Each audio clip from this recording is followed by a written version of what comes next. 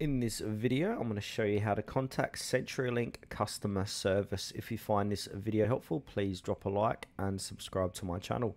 In saying that, let's just jump straight into the video. All right, what we want to do is open up CenturyLink.com. So open up a web browser and go to their website. And now once you're on their website, a little chat bubble might appear. It'll be on the bottom right hand corner of the page here. So simply click onto that. For me, it's not working, so I'm clicking this and it's not opening up. So from here, we can see on the top right hand corner, we've got chat or contact us.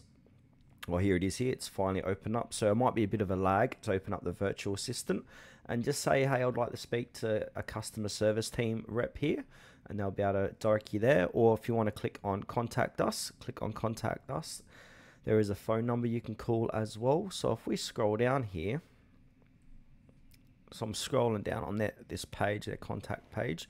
So we can open up a chat, which is this chat box here, or if we can also give them a call on this number between Monday to Friday, 8 AM to 6 PM local time. Yes, that's a few different ways that you can get in touch with their customer service team.